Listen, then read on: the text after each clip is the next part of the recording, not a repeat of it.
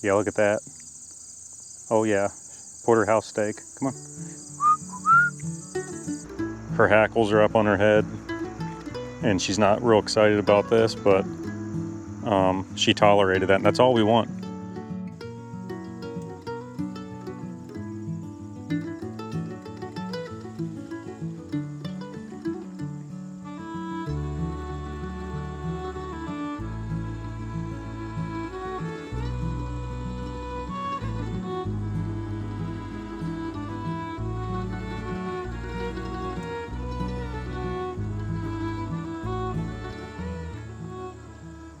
All right, that was a big first step there. I had to put it right by her face and got a little blood on her beak, and then she tasted that, and you could see her pupils getting bigger and smaller. She's processing that, and then she finally bit the piece of meat and ate it. So that was a good step, and I'm glad she ate. She needed to eat. Now she'll be more willing to take food from my glove, and the next step is getting her to lean down in front of me and eat it off my glove. I can't always bring food up by her face to feed her. We need to move on and in the process and get her to trust putting her head down in front of me.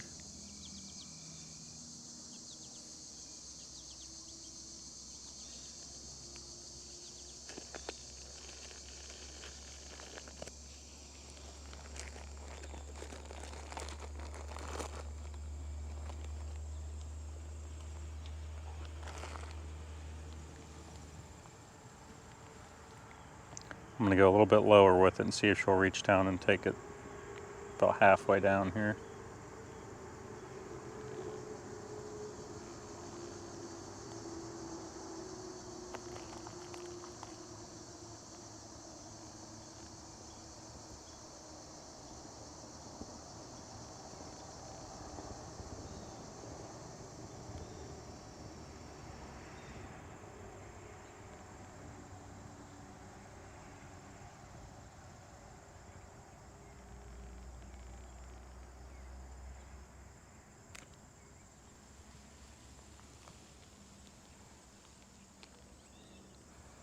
See how she grabbed it and like immediately lifted her head back up? It's because she doesn't fully trust me yet. And she's vulnerable with her head lowered in front of me. So we are gaining her trust little by little. But this is good progress. I think now we're 48 hours in, so kind of comes along with an earlier trap bird. I think steps move faster just because they're younger. A bird that you get in December, January, it may take longer to get her to move through the steps as fast.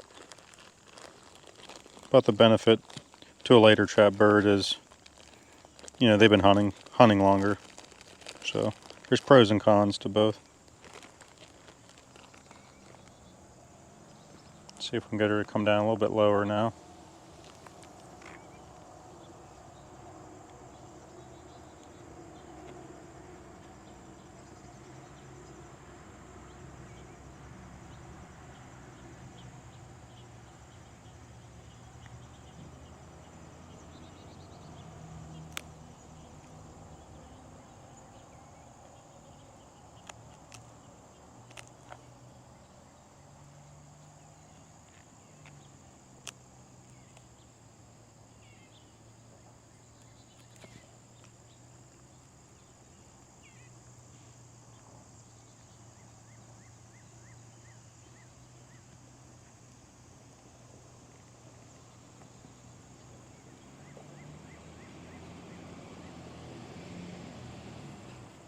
Of course. Here comes the propane truck delivering propane. Now she's gonna get exposed to all kinds of noises today.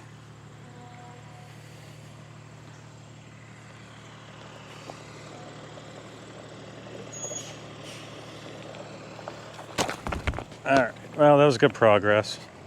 I'll put her back up while we get propane. All right, guys, we have her outside now. I've been doing the first 48 hours mostly in the building, but I have moved outside. I need to expose her to more stuff. And she saw a couple cats today, a dog. You can tell she's putting her head back. She's still not real happy, but she's definitely coming along. We got Jeb down here, of course. Came over to raid my garden, taking all my stuff. But yeah, just especially in the first week or two, I like to have any friends or family come over and get them around the bird. And this will happen every so many minutes where she tries to fly off the glove, especially being outside for one of the first times. But I like to have other people around the bird and have them touch her feet and chest and all that, and just get her used to all that. So she knows that this is the norm. She's going to be around people. She's going to have cats and dogs running around, and it's not a big surprise to her. So, but she's doing good. She's not, she fell off the glove a couple times the first day, but now when she flies off the glove, which is called baiting, that's a bait right there. But she's been doing pretty good like that, recovering back up to the glove. So I'm happy with that. So I'm gonna pull these jesses in a little bit, so there's less of a chance of Jeb getting grabbed. But I'm just gonna have him come in here real slow. I want her to trust him, and I told him what to look for. If you see her take weight off of her foot, so she's being still, and you can see, hopefully that's in the picture, her hackles are up on her head, and she's not real excited about this, but she tolerated that, and that's all we want. We just want her to tolerate us, Gary Brewer, a falconer in Texas, said that red tails are not out looking for friends. All they care about is themselves, eating every day, and then once a year breeding. So they're, like he said, they're basically rattlesnakes with feathers. Now, I might have feelings for her, right, and get attached to her over the years, but she will never have feelings for me. I'm a hunting partner, a food source, and she knows I won't hurt her, and that's about the extent of it from their side. So, but yeah, this has been good. She's only baited a few times, which is normal. She'll do that, and just exposing her to everything out here. So, yeah, I think there are several tomatoes ready, huh?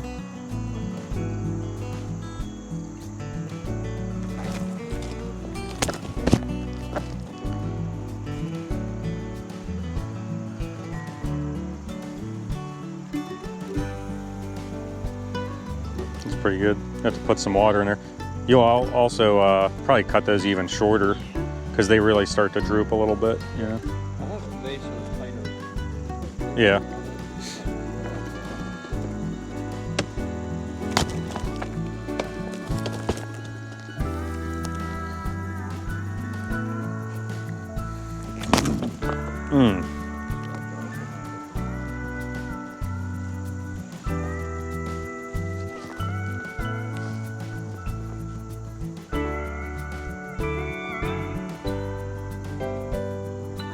I have a cantaloupe for you. Yeah. Do you see any that are yellowing? Or are they all still dark? That one's like pretty white, but the base is still green. Yeah. They just like fall off the vine. Really? Mm-hmm. Hope a big Hungarian going down. Oh boy.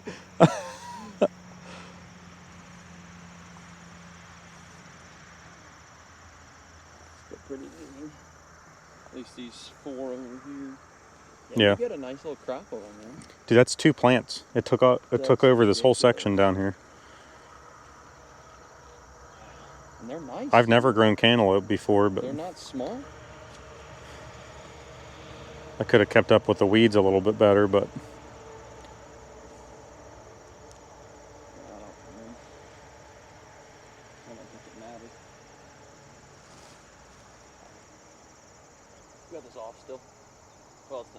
Yeah, it's off.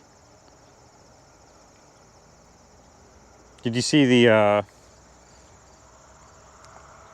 you see the monarch caterpillar here? Yeah, I saw it. That's pretty cool. He's right here now. Oh, nice. Yeah, I saw these coming up. I'm like, oh, I'll just weed around them when I was tilling. All right, guys, this is the beginning of day 4.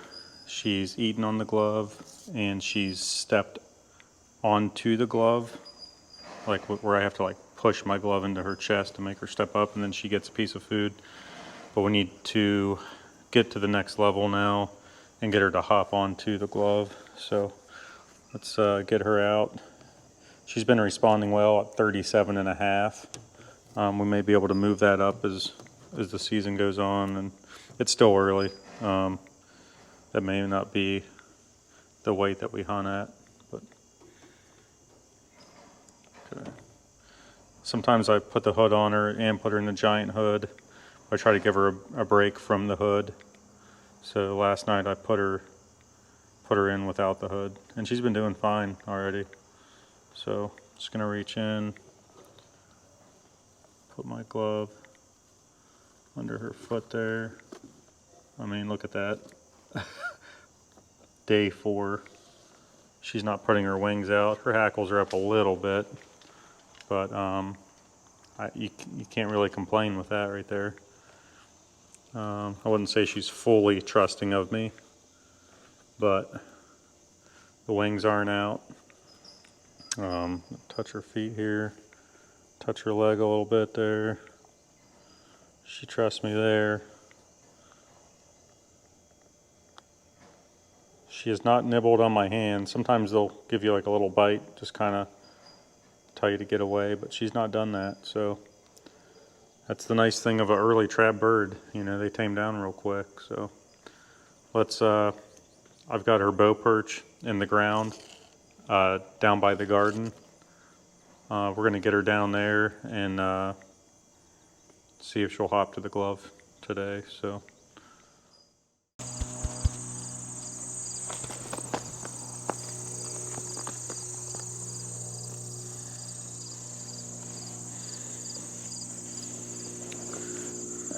She baited a couple times on the way down here, which is normal.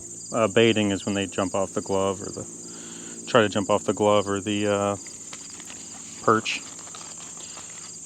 So I don't think this is going to take very long because she was very close to hopping on day 3, leaning off the perch and all that. So I don't think it'll be real hard.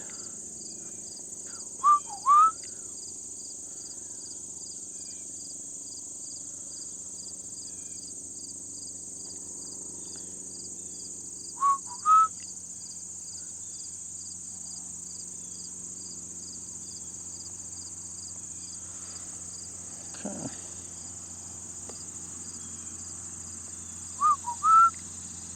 I don't want her to take it from my glove, so she might reach out and try to take a bite, and I'll just move it just out of her reach and try to get her to hop.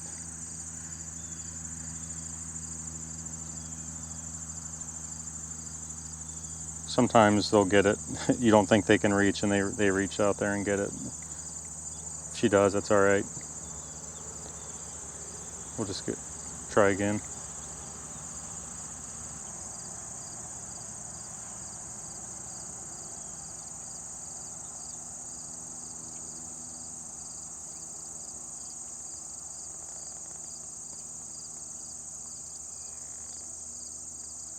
She almost got it from me. Oh, see that right there? This is the casting I was talking about. There it is. First time I ever got that on video. That may have been why she was hesitant. So that's like the little feathers from the chicks that she ate yesterday, and they usually cough that up before they eat the next day. And I didn't even check her giant hood to see. Sometimes it passes through, but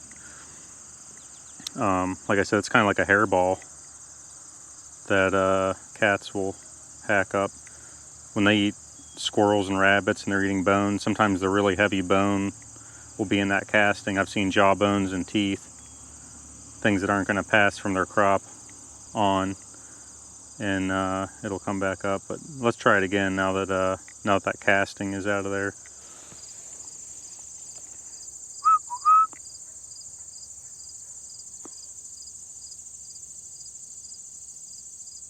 See, she's reaching out. I'm just trying to keep it out of her range here.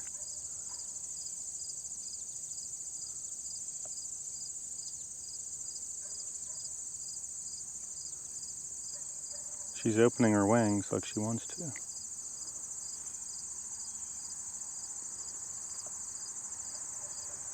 Oh man, she tried. She put her foot out. This is if I can get her to hop, that's the breaking point. I think it's the hardest part of training, is getting her to hop to you. It's her making that decision to come to you. Come on.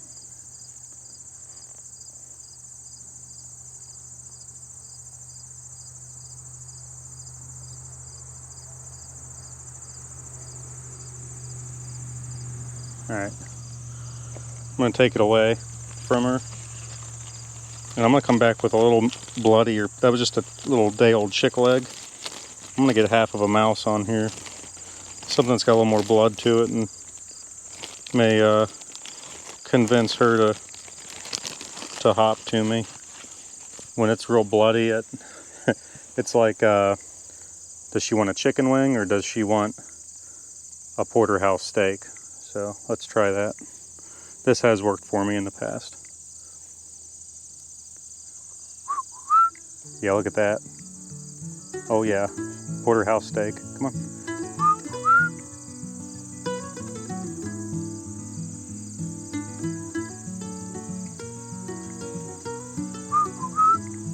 She just looked up. Oh, there we go.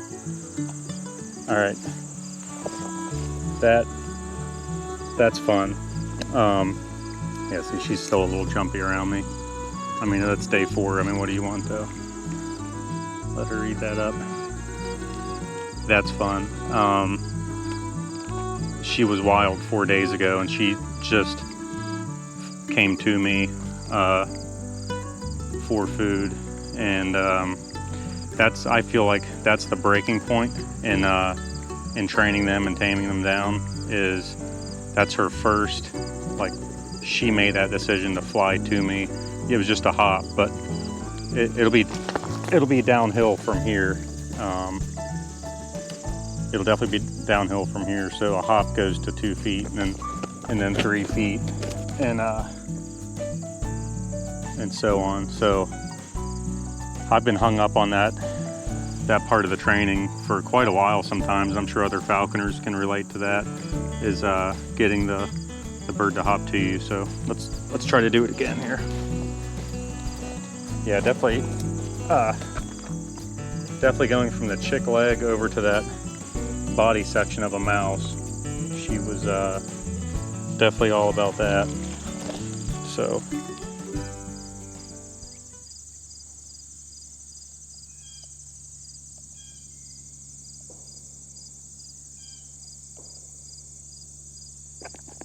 all right, we'll take that.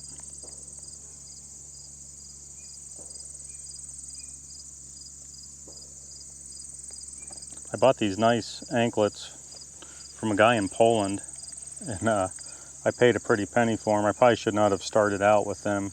She's already torn them up. They were not cheap, but that's my fault. I should have started out with some old junky ones, and then once I've had her for a couple months, I could have put those on her. But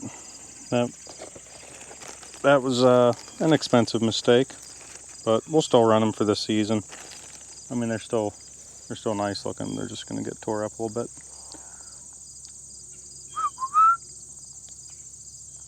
See if we can get her to come a little bit further this time.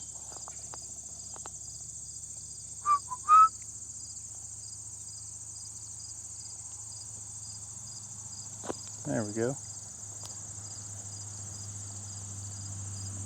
Good deal. Just getting reps in here. I'm not trying to rush her through the process, but we also don't need to sit on one step for too long. It doesn't really serve any purpose.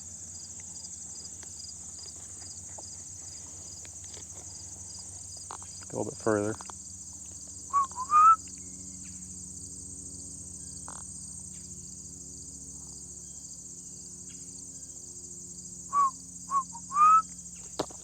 Ooh, almost landed on my arm. Got ants crawling on me. Got ants in my pants.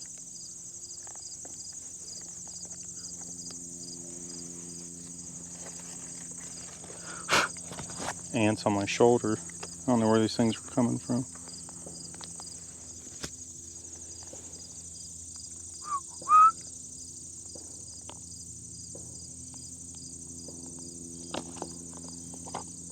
I mean, the fastest I've free flown is 9 days. Not that I was trying to rush it, again, but she's she's not gonna free fly in 9 days, but she could definitely be hunting in a couple weeks for sure. I still have to show her the lure, and I'll get to that in the next training video. But this is just kind of the first training video, and just like the basics. I need her to eat these ants that are crawling all over me. See if she'll do the chick leg. It's not as bloody. She definitely likes the bloody mice.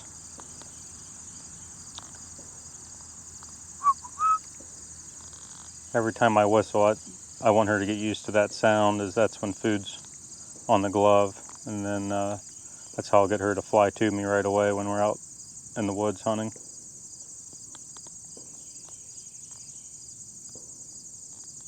Even if she can't see me, she'll hear the whistle. She knows that's the dinner bell. I'm trying to stay still with these ants. This is ridiculous. Come on.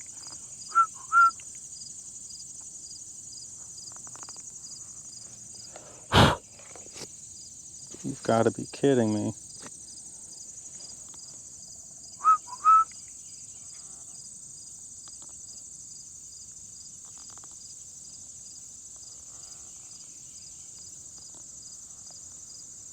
There we go. Good deal. Let's try to get a little bit further away here.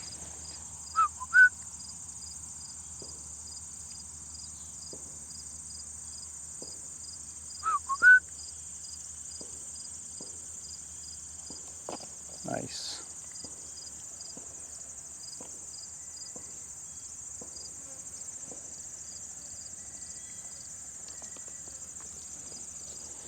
We'll move to what's called a crayons, and mine's nothing fancy. It's literally just a nylon rope tied to, I don't even know what I've got on it right now. I usually do like some kind of hand tool or something to slow her down in case she tries to fly up into a tree, because I don't trust her to free fly yet. But we'll do that. We'll do 10 feet, 15, 20, 30, 40, 50 until I go to a soccer field and put her up on the goalpost. And when she flies all the way across the field to me instantly, that's when I know she's ready, and I know what weight she's at, and we'll hunt at that weight, or maybe even just a hair lower. But yeah, just don't mind me. Just got a wild bird flying to me right now. It's crazy, isn't it? This doesn't get old. All right, this is my last piece. She got 3 mice. I think 2 mice and a day-old chicken today. It's like a high of 88 degrees today, so yeah, she's figured this out, so we'll move on tomorrow. I'll sit with her for like 30 minutes to an hour twice after this today. Put her up, bring her out, sit with her. You don't need to sit with her all day, every day, but she's figuring it out. probably here in a few days I'll be able to put her free lofted in the mews. In the next video I'll go over the mews and my setup and put her in there, and we'll do that. The mews and the creons. But I'm going to be looking for another camera. I'm running 2 GoPro Hero 12s right now, which is fine for what we've done to this point. But and it will be fine for like rabbit hunting and if we're trying to ambush ducks or geese or whatever. But I know how it works with squirrel hunting. The squirrels are 70, 80 feet up in the tree with a bird, and you can't really see anything. So I'm going to look for another camera that can zoom in, like with an LCD screen that kind of flips out. They're not cheap. You know, a new nice one is probably like $2,000. So I'm gonna try to find something used for maybe $500 or $600. But if I don't get something that zooms, you guys aren't going to be able to see much of the squirrel hunting, which is what I mostly want to do. So that's on the list for the next month or two. We won't do a ton of squirrel hunting until some of these leaves start coming down. But yeah, hope you guys enjoyed this little training video here. And next video we'll move to the creons, where we're flying longer distances. I'm going to show her the lure. I'll go over that. It's just a leather pad, but I'll go over that in the next video. We'll go over the mews, which is her building she lives in.